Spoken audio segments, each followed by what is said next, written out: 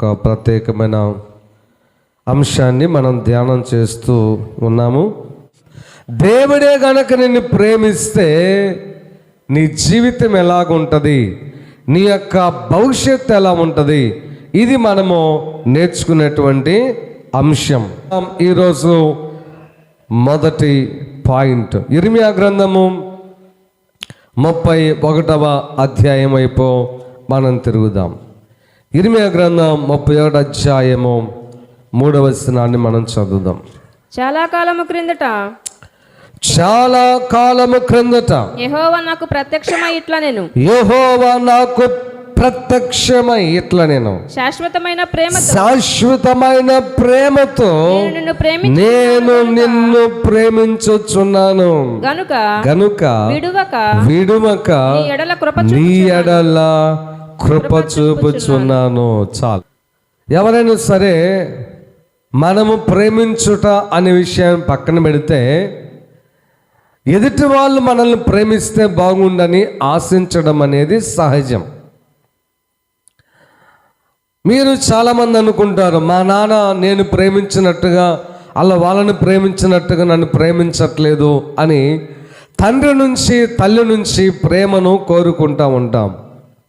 నిజమే అది. కొంతమంది భార్యలైన వాళ్ళు కూడా వచ్చి చెప్తా ఉంటారు, అన్న నేను ఎంతో ప్రేమిస్తున్నానన్నా మా ఆయన్ని, కానీ ఆయన నన్ను అంతలా ప్రేమించడం లేదని. అలాగే ఎదుటి వ్యక్తి మనల్ని ప్రేమిస్తే వచ్చేటువంటి ఆ ప్రోత్సాహము, ఆ ఆనందము, ఆ సంతోషము అది వేరు. లోపల హ్యాపీ హార్మోన్స్ అని రిలీజ్ అవుతాయంట ఎదుటి వాళ్ళ ప్రేమను మనం పొందుకునేటప్పుడు. హల్లెలూయా, హల్లెలూయా. ఆ హ్యాపీ హార్మోన్స్ ఎప్పుడైతే మనలో రిలీజ్ అవుతాయో మన బీపీ షుగర్ కంట్రోల్ అయిపోయి హార్ట్ అటాక్స్ వచ్చేటువంటి ప్రమాదాలు తగ్గిపోతూ ఉంటాయి అంట. అర్థమైన స్తోత్రం చెప్పండి. ఎదుటి వాళ్ళు మనలను ప్రేమించినప్పుడు మనం మాత్రమే ప్రేమిస్తే తప్పైతే కాదు, మంచిదే. కానీ ఎదుటి వాళ్ళు ప్రేమ కూడా మనం కోరుకోవడంలో తప్పు లేదు. అలాగే మనం కూడా దేవుని మనం ప్రేమిస్తున్నామనేటువంటి ఆలోచనతో మనం ఉంటాం.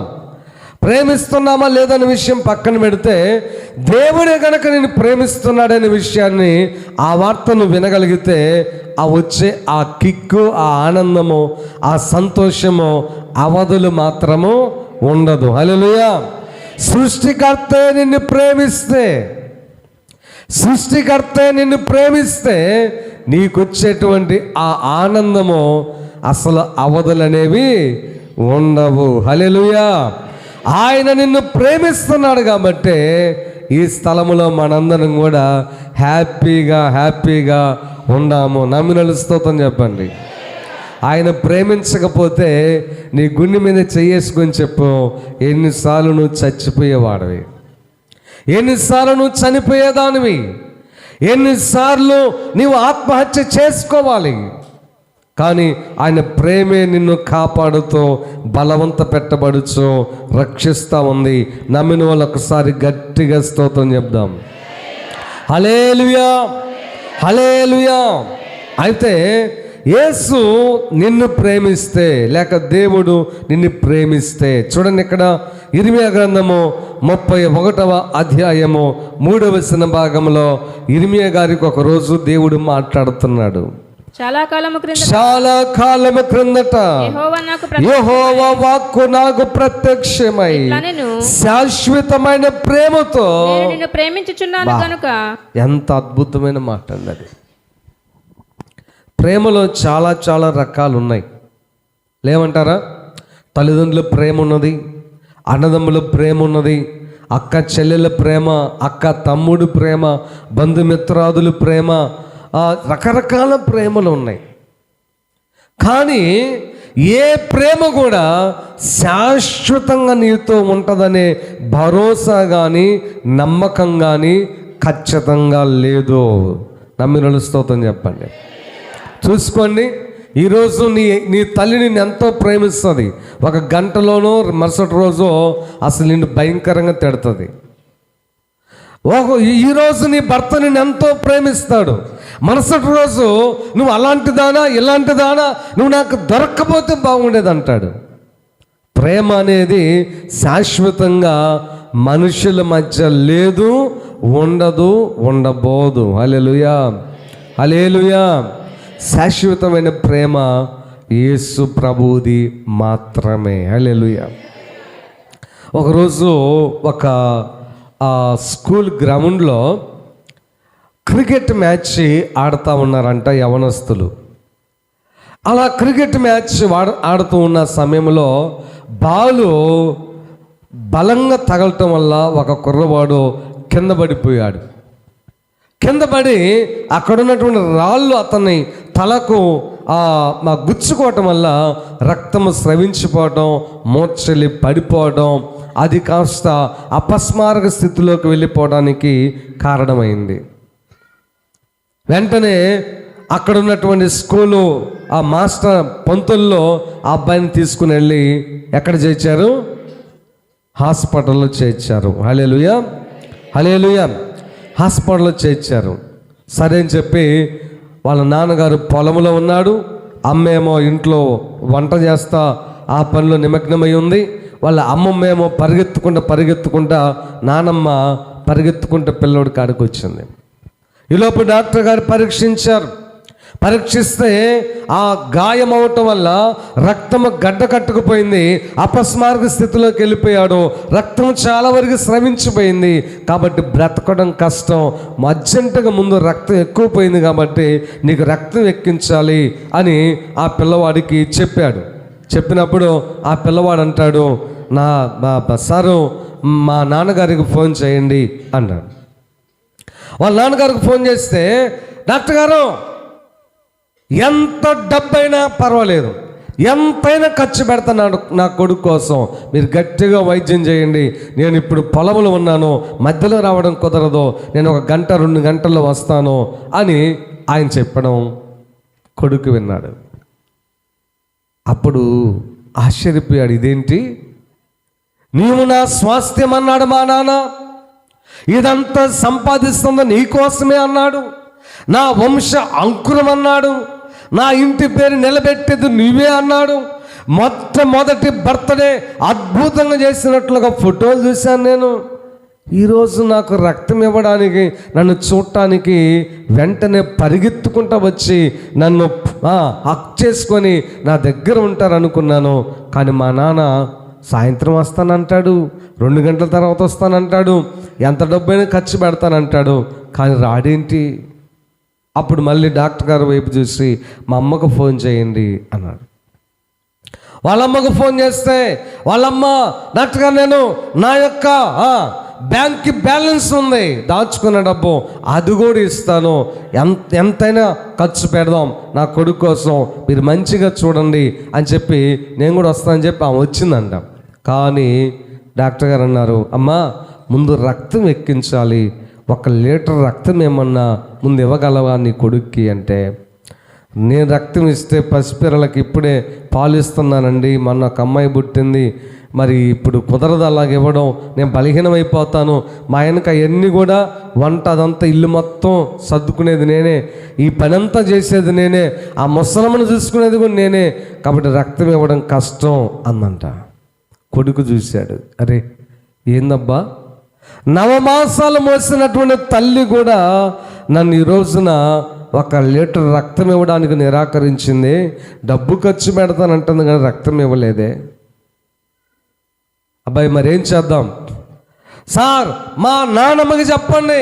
ఆమె కూడా పరిగెత్తుకుంటూ వచ్చిందంట, అయ్యా మా ముసలోడు పెట్టినటువంటి నాంతాడు ఉందయ్యా, మా ముసలోడు పెట్టినటువంటి ఎంత పెద్ద పెద్ద బిళ్ళలతో ఉండే అంతకుముందు ఏమంటారు వాటిని అమ్మా, కాసులా, ఆ మొత్తం పెడతానయ్య అంటే, ముసలమ్మ నీ కాసులు వద్దు, నీ బంగారం వద్దు, 1 లీటర్ రక్తం కావాలి. అయ్యో నేను మా మనవడి పెళ్ళి, మా కూతురు పిల్లల పెళ్ళి చూసుకోవాలనుకున్నాను, రక్తం ఇస్తే మరి నేను తొందరగా పోతే నా కోరిక నెరవేరేదట్టయ్యా అందంట ఆ నానమ్మ కూడా. సరే ఇంకా సాయంత్రానికి తండ్రి వచ్చాడు, పరిగెత్తుకుంటూ వచ్చాడు, అదరా బదరా వచ్చాడు, డబ్బు కట్టలు తీసుకుని వచ్చాడు. ఏమండి, రక్తం కావాలి సార్, డబ్బు కాదు. ఈ డబ్బుతో రక్తం కొన్నాం. మరి మీరు ఇవ్వండి రక్తం, 1 లీటర్ రక్తం. అన్ని బ్లడ్ గ్రూపులు నీ బిడ్డకు సెట్ అవ్వవు, నీ రక్తం సెట్ అవుతుందేమో చూద్దాం, మీరు ఇవ్వగలరంటే వాళ్ళ తండ్రి అన్నాడు, 30 ఎకరాల పొలం వేసానండి, 5 ఎకరాలు పత్తి, 5 ఎకరాలు అది, 5 ఎకరాలు ఇది, అది ఇది అని మొత్తం చెప్పాడంట. నేను మళ్ళీ రెస్ట్ తీర్చుకోవాలి, కుదరదని. అప్పుడు కొడుకు ఏడుస్తున్నాడంట. అరే రే రే, కన్న తల్లి శాశ్వతమైన ప్రేమ నాకు చూపించలేకపోయింది, కన్న తండ్రి శాశ్వతమైన ప్రేమ నాకు చూపించలేకపోయాడు. శాశ్వతమైన ప్రేమ నాకు ఎక్కడ దొరుకుతుందా అని ఆలోచన చేస్తా ఏడుస్తూ ఉంటే ఎదురుగా ఒక ఫోటో ఉందంట. యేసుప్రభు సిలువలో వేలాడుతూ అక్కడ ఈ మాట రాయబడి ఉందంట, శాశ్వతమైన ప్రేమతో నేను నిన్ను ప్రేమించుచున్నాను. హల్లెలూయా, హల్లెలూయా. ప్రేమ అనేది డబ్బును బట్టి, ప్రేమ అనేది స్టేటస్ను బట్టి, ప్రేమ అనేటువంటిది అందాన్ని బట్టి, ప్రేమ అనేటువంటిది పరిస్థితులను బట్టి మారిపోతూ ఉంటుంది ఈ లోకంలో. హల్లెలూయా.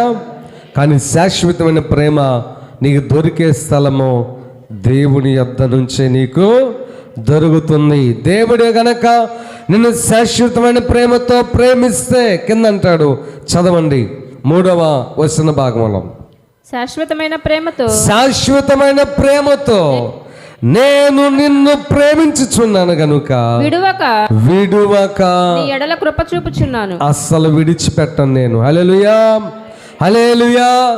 ఎరిగి ఎరిగి నీవు పడిపోయినా, తెలిసి తెలిసి నువ్వు తప్పు చేసినా, లెక్కలేనన్ని మారులు నువ్వు దేవుని దుఃఖపెట్టినా, దేవుడే గనక నిన్ను ప్రేమించగలిగితే విడువక నీ ఎడల ఆయన కృప చూపిస్తాడు. హల్లెలూయా, హల్లెలూయా. విడిచిపెట్టకుండా ప్రభువు కృప చూపిస్తాడండి. ఎలాగున్న కృప చూపిస్తాడు. నీ స్థితి ఎలా ఉన్న ప్రభు కృప నిన్ను విడిచిపెట్టిపోదు. ఈ లోకంలో అలాంటి ప్రేమ కృప ఎక్కడైనా దొరుకుతుందా? మీకు ఎక్కడైనా దొరికితే గట్టిగా స్తోత్రం చెప్పండి. ఎక్కడైనా దొరికితే ఎక్కడ లేదు. విడిచిపెట్టకున్న కృప. నీవు ఎదుటి వ్యక్తులకు అనుకూలంగా ఉంటే ప్రేమ పెరుగుతుంది, ఆపోజిట్ అయితే ప్రేమ తగ్గిపోతుంది. వాళ్ళకి నచ్చినట్టుగా నువ్వు ప్రవర్తిస్తే నిన్ను ప్రేమిస్తారు, నచ్చని పని చేస్తే విసిరి పారేస్తారు.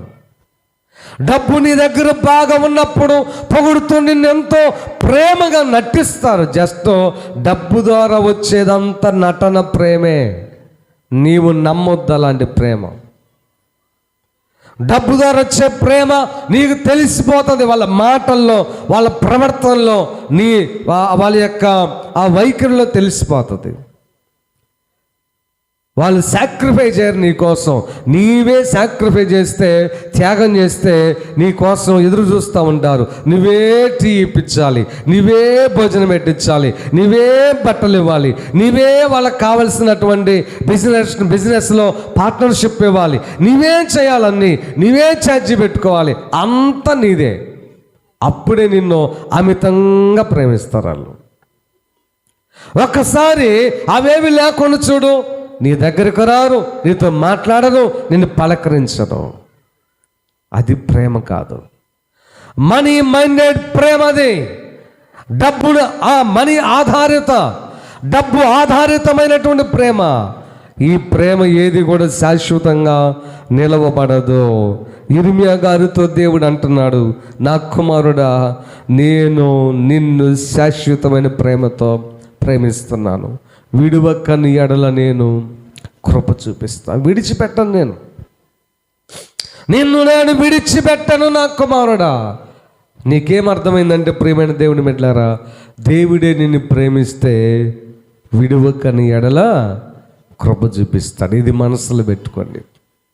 మీరు ప్రార్థన ఏం చేయాలంటే, యేసయ్యా నువ్వు నన్ను ప్రేమించడం కాదు, నేను నిన్ను ప్రేమించడం కాదు, నీ ప్రేమ నాకు కావాలి. హల్లెలూయా, హల్లెలూయా.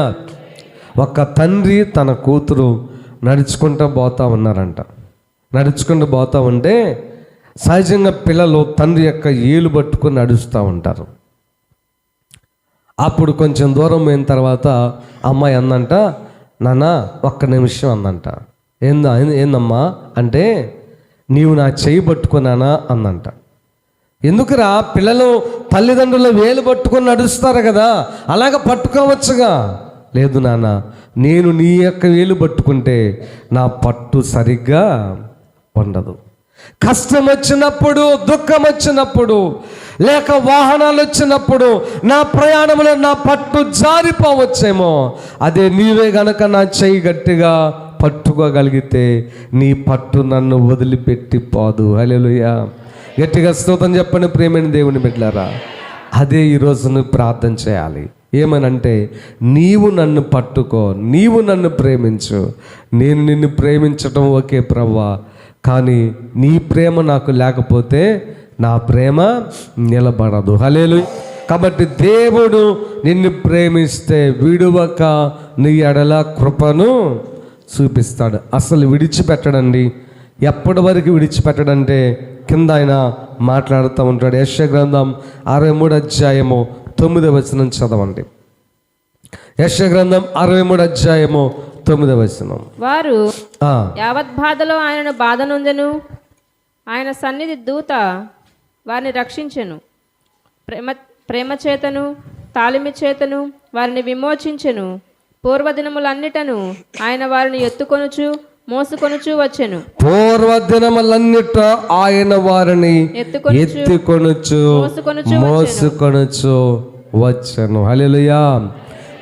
ప్రేమ చేత తాళిమి చేత ఆయన నిన్ను గనక ప్రేమిస్తే నిన్ను ఎత్తుకొనుచు మోసుకొని వెళ్తాడు. హల్లెలూయా. నీ గమ్యము చేరేంత వరకు ఆయన నిన్ను ఎత్తుకుంటాడు. ఒక దైవజనుడు ఆయన రిమోట్ ఏరియాస్లో, అంటే ఎలా చెప్పాలండి మీకు, అటవీ ప్రాంతాల్లో సరైన సదుపాయాలు, రోడ్డు మార్గాలు లేనటువంటి ఆ జాతుల మధ్య పరిచర్య చేసేవాడంట. ఆయనకు అలాంటి ప్రేరేపణ వచ్చిందంట.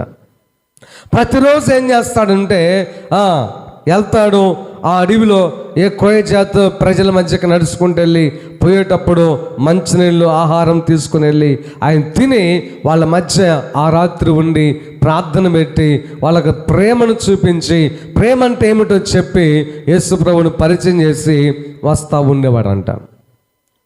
రోజు ఆయనతో ప్రభు మార్గంలో వెలుగు రూపంలో ఆయన మాట్లాడుతూ తనంటే ఏమిటో రుజువుపరుచుకుంటూ ఉండేవాడంట. ఒకరోజు ఇలాగనే వెళ్ళాడు. ఆయన వెళ్తూ ఉంటే చాలా దూరం నడుచుకుంటూ పోయాడు. హల్లెలూయా. స్తోత్రం చెప్పండి అర్థమవుతున్న వాళ్ళు. అలాగా ఉన్న అటవీ ప్రాంతంలో ఒక కొండ జాతి ప్రాంతానికి వెళ్ళి ఆ కొండల మధ్యలో ఒక చిన్న గ్రామం ఉంది. ఆ గ్రామంలో సరిగ్గా వస్త్రాలు లేవు, చిన్న చిన్న గుడిసెలు వేసుకున్నారు. ఆ ప్రాంత ప్రజలను చూసి చాలా జాలి ప్రేమ వచ్చి వాళ్ళకి సువార్త చెప్పి తిరిగి వస్తా ఉన్నాడు. హల్లెలూయా. హల్లెలూయా. ఆ వస్తూ ఉన్న సమయంలో ఆ ఊరు దాటి ఆ అరణ్య ప్రాంతంలోకి వచ్చి నిర్మానుష్య ప్రాంతంలో తిరిగి తన సొంత ఊరుకు వస్తూ ఉన్న ఆ తరుణంలో 2 అడుగులు సపరేట్గా కనపడ్డాయంట. పాదాలు అట్లాగా అడుగుల్లో ఈయన కాలు పెట్టి చూస్తే సరిగ్గా ఈయన యొక్క ఆది సరిపోయిందంట. ఇంకొక దాంట్లో కాలు పెట్టి చూస్తే ఆయన ఆది కంటే చాలా పెద్దదిగా ఉందంట కాలు. అరే, నా పక్కనే వస్తూ ఉన్నాయి ఈ అడుగులు, ఎవరి అడుగులు అయి ఉండొచ్చు అని చెప్పి ఆలోచన చేస్తూ ఉంటే ఆత్మ ఆయనకి చెప్తా ఉందంట, ఇది నా యొక్క అడుగులు, ఇవి నా అడుగులు. నీవు నా కోసము భారముతో వెళ్తూ ఉండగా విడువక కృప చూపించడానికై నీ వెంట నేను అలాగా రాత్రి ప్రయాణం చేశాను అని ఆత్మ ఆయనకి తెలియజేశాడంట. హల్లెలూయా. ప్రభును స్తుతించాడు, ఆనందపడ్డాడు. ప్రభా అలనాడు శిష్యులకు చెప్పారు కదా, యుగ సమాప్తి వరకు సదాకాలం నేను మీతో కూడా ఉంటానని చెప్పారు కదా. కాబట్టి నాతో ఉన్నందుకు స్తోత్రాలయ్యని ప్రభుని స్తుతించి అలాగా వస్తూ ఉన్న తరుణంలో కొంత దూరం వచ్చిన తర్వాత ఒక లోయలాగా అలా కిందకు దిగి మళ్ళీ ఎక్కాలంట. అక్కడ మాత్రము ఒకరి అడుగులు మాత్రమే ఉన్నాయంట. అక్కడ డౌట్ వచ్చింది, ప్రభా వారికి ఇక్కడ వరకు అడుగులు, నాతో పాటు మీ అడుగులు కనిపించినాయి, ఈ అడుగులు ఎవరివని చూస్తే ఆ అడుగులో ఆయన కొలత వేసుకోకుండానే ఏడుస్తున్నాడంట, ముందు బాధపడుతున్నాడంట. యేసయ్యా ఈ అడుగులు నా అడుగులే, ఇక్కడ నీవు నన్ను వదిలిపెట్టావు ప్రభా, ఇప్పటి వరకు నడిపించావు, నాతో పాటు నడిచావు, ఇప్పుడు అలాగా నడవటం అనేటువంటిది చాలా చాలా బాధ కలిగిస్తూ ఉంది ప్రభా. ఇక్కడ నన్ను నీవు వదిలిపెట్టావు ప్రభా, అదేమి న్యాయమయ్యా? ఈ యొక్క లోయలో సింహాలు ఉన్నాయి, తోడేళ్ళు ఉన్నాయి, అడవి జంతువులు ఉన్నాయి, ఎక్కడ నువ్వు నన్ను వదిలిపెట్టింది అని ఏడుస్తూ ఉంటే ప్రభు అన్నాడంట, ఒక్కసారి నీ అడుగు ఆ కనబడుతున్న అడుగులు పెట్టి చూడు అన్నాడంట. హల్లెలూయా. అలాగ పెట్టి చూడగానే ఆ ఎవరు అడుగులు? ప్రభువారు. హల్లెలూయా. మరి నేను ఎక్కడున్నా ప్రభు అంటే, నీవు నా చేతుల్లో ఉన్నావు. హల్లెలూయా. నేను నిన్ను ఎత్తుకున్నాను. దేవుడే గనక నిన్ను ప్రేమిస్తే నీ గమ్యము చేరడానికి నిన్ను ఎత్తుకొని నడిపించేవాడు ఆయన. స్తోత్రం చెప్పండి నమ్మిన వాళ్ళ. ఇశ్రాయేలును నడిపించినటువంటి దేవుడు, అబ్రహామును నడిపించిన దేవుడు, అలాగనే వాళ్ళని గద్దు రెక్కల కింద ఎత్తుకొని నడిపించినట్టుగా నిన్ను కూడా నడిపిస్తాడు. ప్రేమైన దేవుని బిడ్డలారా, ఆయన ప్రేమ నీకు దొరికితే, హల్లెలూయా హల్లెలూయా, ఆయన ప్రేమ నీతో ఉండేటట్లుగా చూసుకో. ఆయన ప్రేమ నిన్ను విడిచిపెట్టకుండా జాగ్రత్త పడు. కేకలు పెట్టి ప్రార్థన చేయి, నీవు నన్ను విడిచిపెట్టవద్దు ప్రభా, నీ ప్రేమ లేకపోతే నేను బ్రతకలేనని ఏడు. అంతే. హల్లెలూయా హల్లెలూయా హల్లెలూయా. మనుషులుగా ప్రియమైన దేవుని బిడ్డలారా, చెప్పుకోలేని సమస్యలు మనకుంటాయి. మనుషులుగా లోపల కృంగిపోతున్న పరిస్థితులు మనకుంటాయి. మనుషులుగా ఎవరికి చెప్పినా కానీ తీర్చలేనంత గొప్ప గొప్ప సమస్యల వలయములో కొన్నిసార్లు చుట్టుకుంటా ఉంటాం.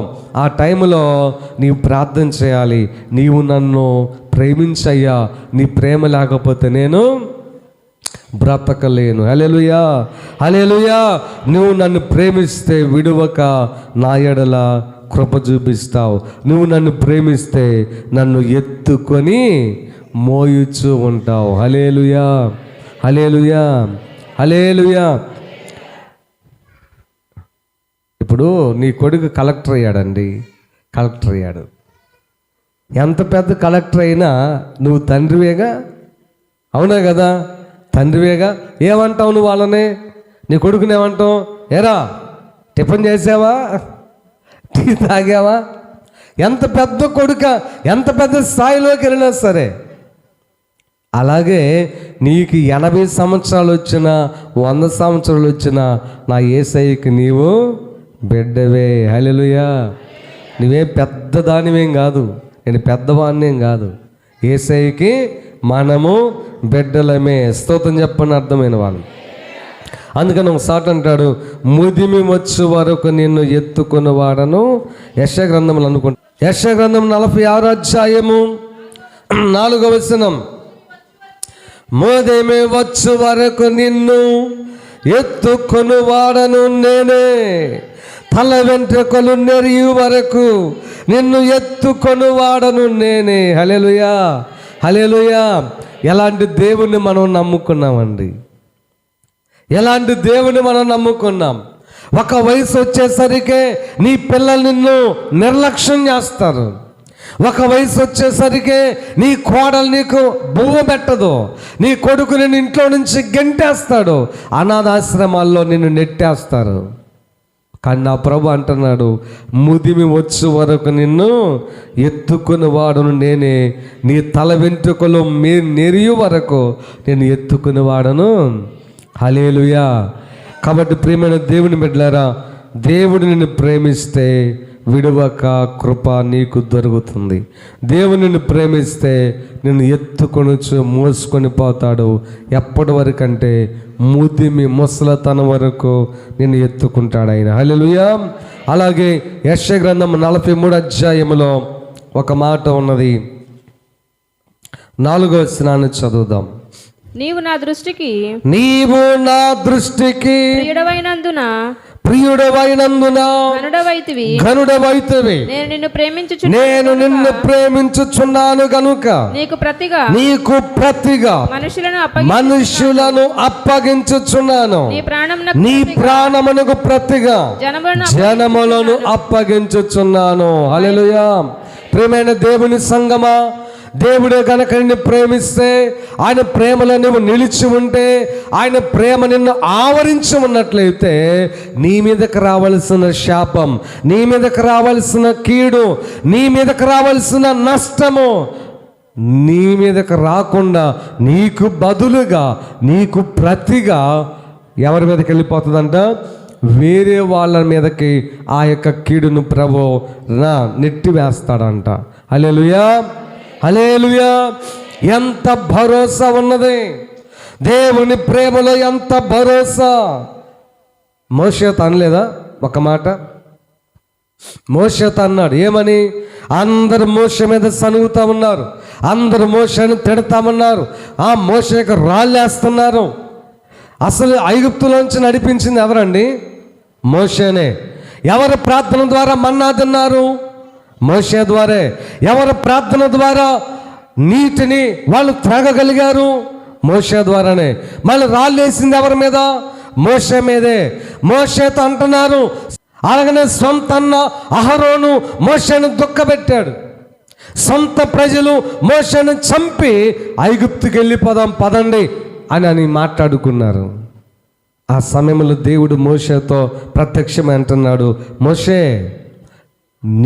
నీకు ప్రతిగా జనములను చంపేసి నిన్ను నా కొరకు నీలో నుండి మనుషులను పుట్టించుకుంటాను. స్తోత్రం చెప్పండి గట్టిగా. హల్లెలూయా. మరి తిరుగుబాటు చేసింది మోషే గారు కాదు కదా. మరి మోషే మీద ఎందుకు ప్రజలు తిరుగుబాటు చేస్తూ ఉన్నారు? మోషే చేసింది మేలే కదా. అయినప్పటికీ దేవుడు, రోషం గల దేవుడు ఏం చేశాడంటే, నీకు బదులుగా మనుషులను తీసేస్తాను. మీరు ఒక్కసారి గమనిస్తే రాజుల గ్రంథము, న్యాయాధిపతుల గ్రంథము తర్వాత ఇవి మీరు చదువుతూ ఉంటే మీరు ఒక విషయాన్ని గుర్తిస్తారు.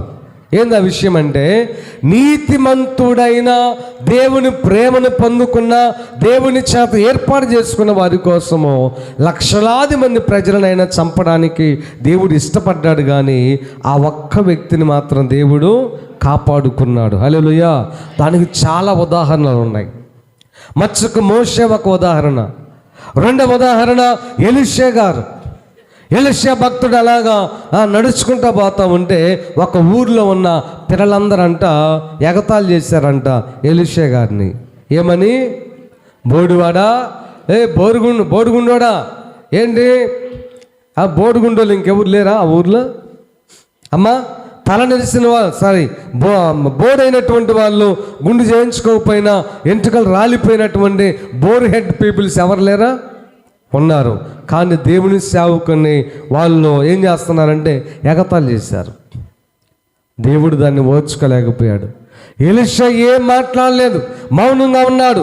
దేవుడు ఓర్చుకోలేక ఆ అడవిలో నుంచి ఎలుగుబంట్లు పంపించేసి ఆ ఊర్లో ఉన్నటువంటి ఎగతాళి చేసిన ప్రతి ఒక్కరిని కొరికి చంపేటట్లు చేశాడు దేవుడు. హల్లెలూయా. అప్పుడు ఆ 2 ఆడ ఎలుగుబంట్లు అడవిలో నుంచి వచ్చి వారిలో 42 బాలులను. ఎంతమంది అమ్మా? 42. మరి ఎలీషా ఎక్కువ, 40 మంది ఎక్కువ? చెప్పాలి మీరు గట్టిగా. 40 మంది ఎక్కువ, ఒక మనిషి ఎక్కువ? అవి చెప్పరేందండి. 40 రూపాయలు ఎక్కువ, రూపాయి ఎక్కువ? మరి ఇది కూడా అంతే కదా. మరి ఆ 40 మందికే దేవుడు ప్రవక్త యొక్క ఆత్మనిచ్చి వాళ్ళందరినీ ఎలీషా కంటే గొప్పగా వాడుకోవచ్చుగా. ఈయన ముసలోడు అయిపోయాడు ఆల్రెడీ, ఎంత ఎందుకు? ఓన్లీ ఎగతాళి చేస్తేనే తట్టుకోలేకపోయాడు. హల్లెలూయా. నీకు ప్రతిగా ప్రియమైన దేవుని బిడ్డ, నువ్వు యేసు రక్తం చేత కడగబడిన బిడ్డవు. నీవు లోకముల నుంచి ప్రత్యేకించబడినటువంటి జనాంగము. లోక సంబంధమైన వ్యక్తులు మీరు కాదు. మనం దేవుని యొక్క ఏర్పాటులో ఉన్న వాళ్ళము. మనకు దేవుని యొక్క భరోసా ఏంటో తెలుసా? నిన్ను ఎగతాళి చేసిన 42 మంది మగ పిరలను ఎలుగుబంట్లు వచ్చి కొరికి చంపేసింది. అంతే. కొంతమందిని తిన్నాయి, కొంతమందిని కొరికినాయి, మొత్తానికి చనిపోయారు. నీకు ప్రతిగా ఏమన్నాడు చెప్పండి? 43వ అధ్యాయం 4వ వచనములో, నీవు నా దృష్టికి ప్రియుడవైనందున ఘనుడవైతివి, నేను నిన్ను ప్రేమించుచున్నాను గనుక నీకు ప్రతిగా మనుషులను నేను అప్పగిస్తాను. నీ ప్రాణానికి బదులుగా వేరే వాళ్ళని తీసుకుంటా గాని నిన్ను మాత్రం నేను తీసుకోను. హల్లెలూయా, హల్లెలూయా. ప్రియమైనటువంటి దేవుని బిడ్డలారా, దేవునిని ప్రేమిస్తే నీకు ప్రతిగా వేరే వాళ్ళ మీదకి శిక్ష పంపిస్తాడు కానీ నిన్ను సామాన్యంగా చంపుకోవడానికి కానీ చంపడానికి కానీ శిక్షించడానికి కానీ దేవుడు నిర్ణయము తీసుకోరు. అలాగే మనము మరొక విషయాన్ని మనం చూద్దాం. చూడండి, యెషయా గ్రంథము 38వ అధ్యాయము 17వ వచనాన్ని కూడా చదువుదాం. యెషయా గ్రంథము 38:17. మిక్కుటమైన చదవమ్మా. ఆయాసము నాకు నెమ్మది కలుగుటకు కారణమాయెను. మిక్కుటమైన ఆయాసము నాకు నెమ్మది కలుగుటకు కారణమాయెను. నీ ప్రేమ చేత నా ప్రాణమును నాశనమను గోతు నుంచి విడిపించితివి. నీ వీపు వెనుక తట్టు నా పాపములన్నయు నీవు పారవేసితివి. హల్లెలూయా, హల్లెలూయా. స్తోత్రం చెప్పండి. అర్థమవుతుంది వాళ్ళు. దేవుడే గనక నిన్ను ప్రేమించినట్లయితే ఆయన ఏం చేస్తాడు తెలుసా? నాశనకరమైన గోతు నుంచి దేవుడు నిన్ను విడిపిస్తాడు. నీకోసం చాలా గోతులు సిద్ధంగా ఉన్నాయి. సాతాను కల్పించిన గోతులు, సాతాను చేత ప్రేరేపించబడినటువంటి మనుషులు తవ్వినటువంటి గోతులు. నీ శత్రు సమూహము, దావీదు గారు అంటాడు ఆ మాట, వారు నన్ను మృంగివేయవలనని ఉన్నారు, నా వెనుక గోతులు త్రవ్వుచున్నారు. ఆ మాట మీరు దావీదు గారి లైఫ్లో మీరు చాలా చూడగలుగుతారు. ఒక చిన్న మాట నేను అడగనా? దావీదు గారు చేసిన పాపం ఏంటి మీరు చెప్పండి చూద్దాం. దావీదు గారు చేసినటువంటి ఆ పాపాన్ని దేవుడు ఎప్పుడో క్షమించాడు. కానీ దావీదు గారి గురించి సాక్ష్యం చెప్పాడు. ఏమని తెలుసా? నీవు నాకిష్టమైన వ్యక్తివి, నాకు ప్రియుడవు, నా మాటలన్నీ నెరవేర్చేవాడు అన్నాడు. మరి ఆయన మీదకి ఎందుకు గోతులు తవ్వారు? దేవుని ప్రేమ దావీదుకి లేకపోతే తప్పు చేసిన వెంటనే దావీదును చంపిపడేసి ఇంకొకరిని దేవుడు తీసుకోవచ్చుగా. ప్రియమైన దేవుని బిడ్డలారా, ఏదేమైనా సరే నీ మీద నీ వెనక గోతులు తవ్వుచున్నటువంటి ఆ గోతులో నుంచి ప్రభు నిన్ను విడిపిస్తాడు. హల్లెలూయా. 42వ అధ్యాయం అనుకుంటాను, కీర్తన గ్రంథములో 42-41 ఉంటుంది. నాశనకరమగు గుంటలో నుంచి చూడండి, 40 అధ్యాయము 1వ వచనం చదవండి. యెహోవా కొరకు నేను సహనంతో కనిపెట్టుకొంటిని, ఆయన నాకు చెవియొగ్గి నా మొర ఆలకించెను. నాశనకరమైన గుంటలో నుండి జిగటగల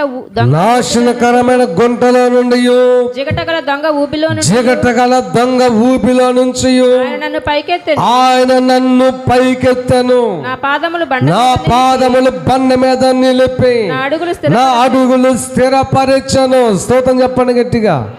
హల్లెలూయా, హల్లెలూయా.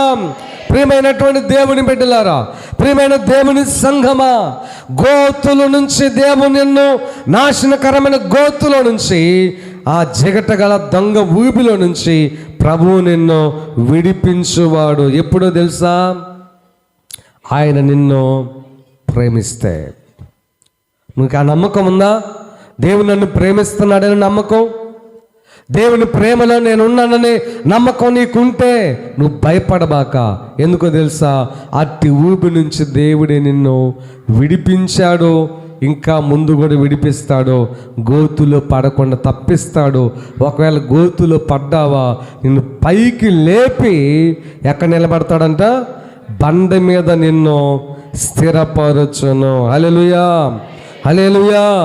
ఆ బండ నిన్ను ఇంకా లోపలికి తీసుకుని పోలేదు. ఆ బండ మీద నిన్ను స్థిరపరిచిన తర్వాత నీ యొక్క అడుగులు గట్టిగా ఉంటాయి. ఇక ఏ విధమైనటువంటి తుఫానులు కానీ భూకంపాలు కానీ ఆ ఇంటిని పడగొట్టలేవు. ఎందుకంటే మత్తయి రాసినటువంటి సువార్తలో ఆ మాటలు మనం చూడగలుగుతాం. మత్తయి సువార్త 7వ అధ్యాయంలో ఆ మాట అంటాడు, ఆ ఇంటి గురించి మాట్లాడుతూ, కాబట్టి ఈ నా మాటలు విని వాటి చొప్పున చేయి ప్రతివాడు బండ మీద తన ఇల్లు కట్టుకొనును, బుద్ధిమంతుని పోలి ఉండును. వాన వచ్చింది, గాలి విసిరింది, ఆ ఇంటి మీద కొట్టింది, కానీ ఆ ఇంటి పునాది ఎక్కడ వేయబడింది, బండ మీద వేయబడిను గనుక నీ అడుగులు బండ మీద ఉంటే, నీ ఇల్లు బండ మీద కట్టబడితే గాలి నిన్నేం చేయలేదు, తుఫాను నిన్ను ఏమి చేయలేదు. హల్లెలూయా. కాబట్టి దేవుడు నిన్ను ప్రేమించగలిగితే చెప్పాలి, మొదటిగా విడువక కృప నీకు దొరుకుతుంది. రెండవది ముదిమి వచ్చేంత వరకు నిన్ను ఎత్తుకొని మోసుకొని గమ్యము చేరుస్తాడు.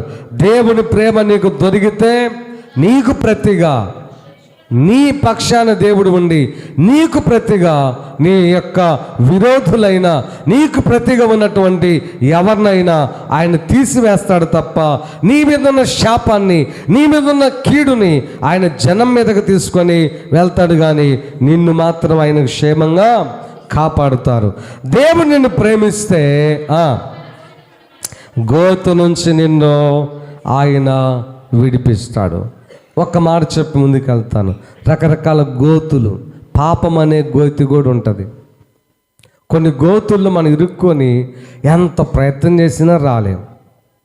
అమ్మా, కొన్ని గోతులు ఎంత ప్రయత్నం చేస్తాం, ప్రార్థన చేసుకుంటా ఉంటామో నీ ప్రయత్నం చేస్తావు, కానీ నువ్వు బయటకు రాలేవు. కానీ యేసు రక్తము నిన్ను విడిపించగలదు. హల్లెలూయా, హల్లెలూయా.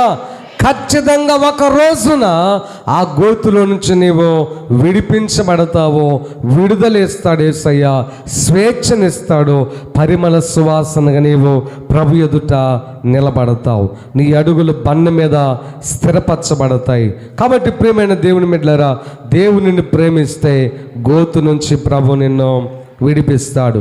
అలాగే దేవుడు నిన్ను ప్రేమిస్తే ద్వితీయోపదేశకాండము 7వ అధ్యాయం వైపు తిరుగుదాం. అందరూ తీయండి. ద్వితీయోపదేశకాండం 7వ అధ్యాయము 13వ వచనాన్ని మనం చదువుదాం. ఆయన నిన్ను ప్రేమించి, ఆయన నిన్ను ప్రేమించి ఆశీర్వదించి అభివృద్ధి చేసి నీకిచ్చదనని నీ పితరులతో ప్రమాణము చేసిన దేశములో నీ గర్భఫలము నీ భూఫలమైన నీ సస్యమును నీ ద్రాక్షరసమును నీ నూనెను నీ పశువుల మందలను నీ గొర్రెల మందలను మేకల మందలను దీవించును. హల్లెలూయా. దేవుడు నిన్ను ప్రేమిస్తే నిన్ను దీవిస్తాడు ఆయన. స్తోత్రం చెప్పండి అర్థమైన వాళ్ళు. అమ్మ, దీవెన అనేటువంటిది ఎలా ఉంటుందంటే శాశ్వత కాలం. అంటే నీవు నీ పిల్లలు తరతరాలు అలాంటి కృపలోనే నిలిచి ఉండి అలాంటి ఆశీర్వాదాన్ని అనుభవిస్తూ యాకోబు వలె ఎన్నడూ కూడా ఆయనలో నుంచి దీవెనను కొట్టివేయలేనట్టుగా సెక్యూరిటీ ఇచ్చేసి నీ యొక్క సంపదకు, నీ యొక్క ఉద్యోగానికి, నీ యొక్క వ్యాపారానికి, నీ బిడ్డలకు ఆ సెక్యూరిటీ ఇచ్చేసి నిన్ను ప్రభువారు దీవెన అనేటువంటి ఒక బలమైనటువంటి ఒక పర్వతం మీద స్థిరపరుస్తాడు ఆయన. హల్లెలూయా, హల్లెలూయా. అంటే ఇంకొక రీతిగా మీకు చెప్పాలంటే, లోపల భూగర్భములో ఒక మంచి నది పారుతా ఉందనుకోండి, నువ్వు బోరు వేసినప్పుడు ఆ బోరు వెళ్ళి నేరుగా ఎన్నడూ ఆరిపోయినటువంటి జలాల్లో పడితే ఎలాగైతే నీకు నీరు ఆగిపోకుండా వస్తుందో, దీవెన కూడా అలాంటిదే. అర్థమైందా? దీవెన కూడా అలాంటిదే. ఒక్కసారి దేవుని దీవెన నీ మీదకి వస్తే ఎలా ఉంటుందో తెలుసా? అక్కడ రాయబడతా ఉంది, ఆయన నిన్ను ప్రేమించి ఆశీర్వదించి అభివృద్ధి చేస్తాడు. హల్లెలూయా, హల్లెలూయా. స్తోత్రం చెప్పండి గట్టిగా. అభివృద్ధి అంటే నీకు ఇష్టం లేదా? నేను ఖచ్చితంగా అభివృద్ధి పరుస్తాడు. ఏమండి, దేవుని ఆశీర్వాదం లేకపోతే ఈ మందిరము, దేవుని దీవెన లేకపోతే ఈ మందిరం మనము నిర్మించుకునే వాళ్ళమా? లేదు. ఒక్కడిగే బయలుదేరాడు మా నాన్న. తర్వాత నేను కూడా ఒక్కడగా దేవుని యొక్క నామమున బయటకు వచ్చాను. నాన్న ఇక్కడ ఒక చిన్న మందిరాన్ని కట్టుకొని మీ అందరికి సేవ చేస్తే దేవుని యొక్క దీవెన ఆయన తర్వాత నా మీదకి వచ్చి ఆ యొక్క దీవెన దాదాపుగా 20 గ్రామాల వరకు విస్తరించిందండి. హల్లెలూయా, 20 గ్రామాలు.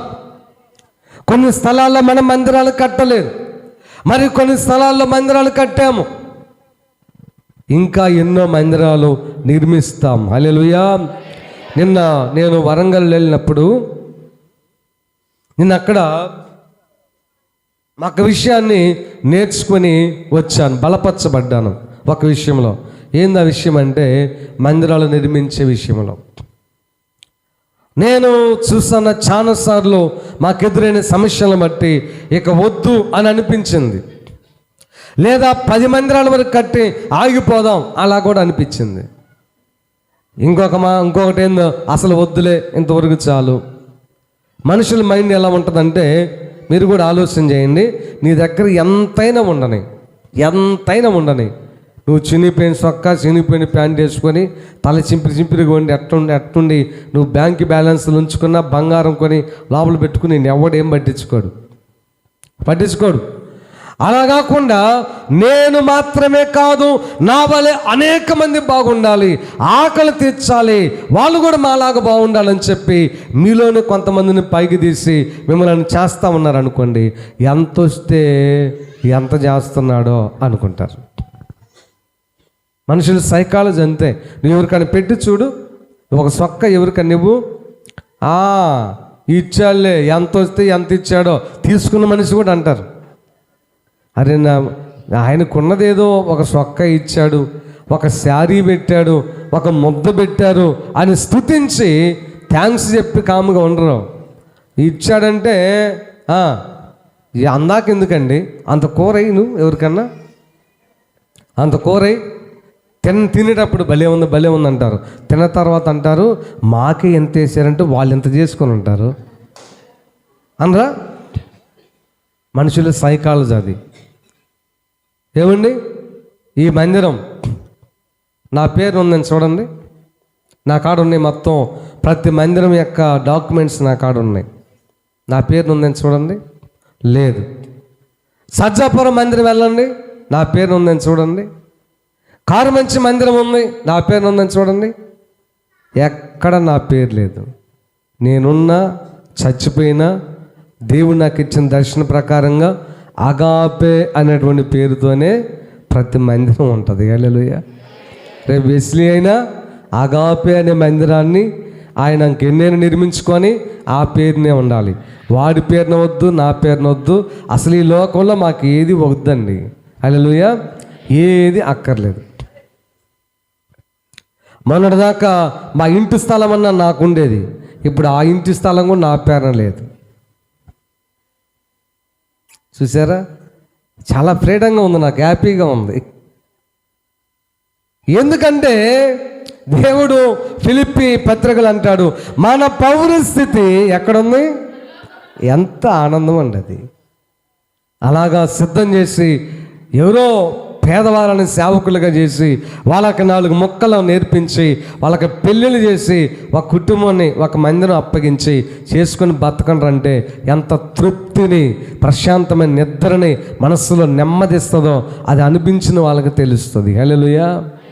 కానీ తర్వాత ఎదురైన సమస్యలను బట్టి అనిపించింది వద్దులే, ఎందుకో అనవసరంగా ఎందుకు అలా చేయడం అనిపించింది. కానీ వరంగల్ వెళ్ళిన తర్వాత ఆయన 200 మందిరాలు కట్టాడని తెలిసేలకే నేను మళ్ళీ ఇన్స్పిరేషన్ అయిపోయాను. హల్లెలూయా. 200 మందిరాలు, పేదవాళ్ళకి ఇల్లు కట్టించాడంట, ఎంతోమంది సేవకుల్ని సిద్ధం చేశాడు. నాకు మళ్ళీ అనిపించింది, పానేలే ప్రభు, ఎవరి కర్మ వాళ్ళే అనిపిస్తారు. నేనేమన్నా మనుషులకు చేస్తున్నానా, ఎవరికి చేస్తున్నాను? మళ్ళీ ఇన్స్పిరేషన్ వచ్చింది నాకు, మళ్ళీ ఉజ్జీవింపబడ్డాను, మళ్ళీ నేర్చుకున్నాను, మరలా ప్రభు యొక్క సేవ కోసమై మళ్ళీ పరిగెత్తాలనిపించింది. హల్లెలూయా, హల్లెలూయా. స్తోత్రం చెప్పండి ఒకసారి. దేవుని దీవెన. హల్లెలూయా, హల్లెలూయా.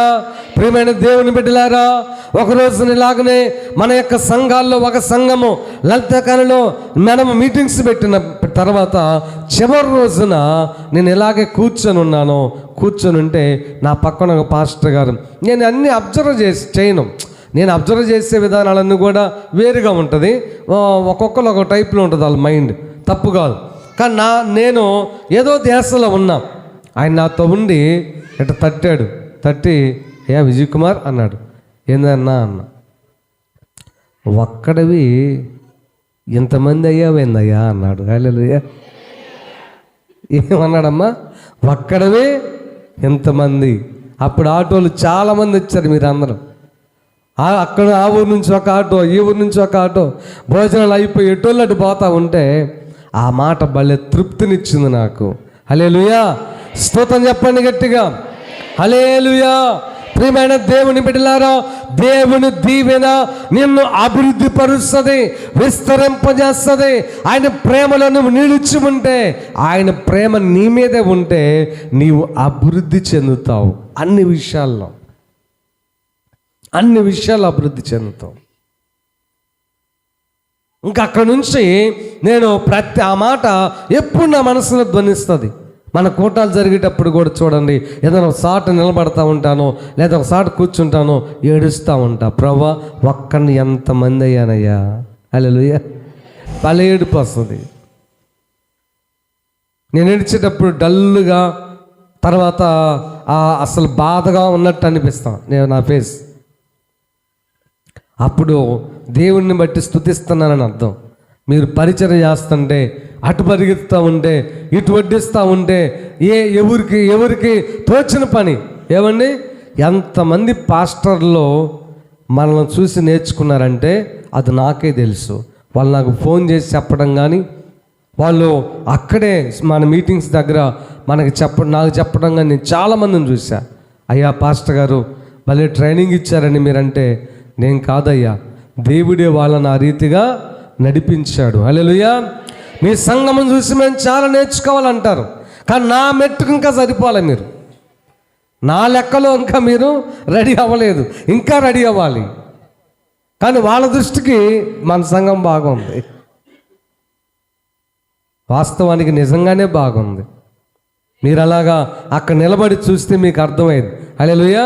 రేపు కోటలప్పుడు స్టేజ్ ఎక్కి మీరు గమనించండి, కూర్చొని ఒకళ్ళు అటు పరిగెత్తుతుంటారు, ఒకళ్ళు ఇటు పరిగెత్తుంటారు, ఎవరికి మనం చెప్పేది లేదు. హల్లెలూయా. మంచిళ్ళకి పరిగెత్తారు. ఇంకా తర్వాత మీరు చివర్లో చూడాలి. అంతా అయిపోయిన తర్వాత మీరు అందరూ పోతారు. ఒక 10 మంది గట్టలు ఉంటారు, మగపిల్లలు అందరూ ఉంటారు. ఎవరు బారు, కొంతమంది ఉంటారు. తెల్లవారుజాము 5 గంటల దాకా చేస్తారండి. హల్లెలూయా. ఎవడు ఎంత డబ్బు ఇస్తే చేస్తాడు చెప్పండి? అలాగమ్మా, ఎవరు జీతాలు ఇస్తే చేస్తారు?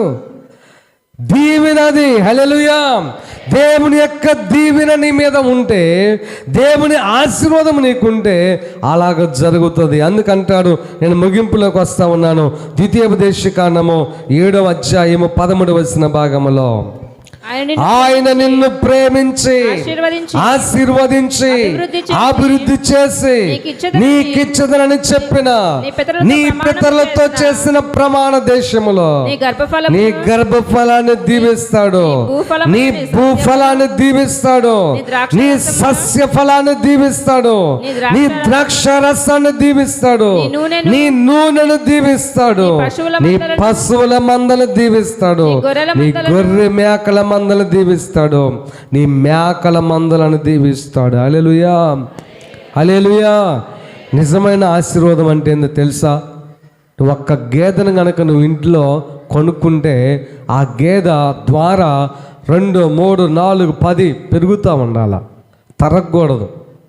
నిజమైతే అదే. ఒక్క కోడి పిల్ల నువ్వు తెచ్చుకో, అది విస్తారం అయిపోవాలి. ఒక్క మేక పిల్లలు మేపుకోవడానికి తెచ్చుకో, అది విస్తారం అయిపోవాలి. కానీ దానికే జబ్బు వచ్చి వాటికే బాగలేక చనిపోకూడదు. కొన్నిసార్లు దేవుని చిత్తం కాకపోతే తీసేస్తాడు. అది అరుదుగా జరిగే విషయాలు. కొన్ని అవి మనకిష్టం లేదనుకోండి, మన అభివృద్ధికి మన యొక్క భవిష్యత్తుకి ఆ వ్యాపారం మంచిది కాదంటే తీసేస్తాడు, అది వేరే సంగతి. కానీ ఎక్కువగా దేవుని యొక్క ఆశీర్వాదం మన మీద ఉంటే అది నానాటికి అభివృద్ధి అవుతూ ఉండాలి. హల్లెలూయా. కాబట్టి ప్రియమైన దేవుని సంగమా, దేవుడు నిన్ను ప్రేమిస్తే విడవకని ఎడల కృప చూపిస్తాడు. దేవుడు నిన్ను ప్రేమిస్తే ముదిమి వచ్చేంత వరకు నేను ఎత్తుకొని మోయిచు ఉంటాడు. దేవుడు నిన్ను ప్రేమిస్తే నీ మీద ఉన్న శాపం, నీ మీద ఉన్న కీడు నువ్వు అనుభవించకుండా అది ప్రజల మీదకు పోయేటట్లుగా చేస్తాడు. దేవుడు నిన్ను ప్రేమిస్తే దేవుని దీవెన నాశనకరమైన గోతు నుంచి ఆయన నిన్ను పైకి తెస్తాడు.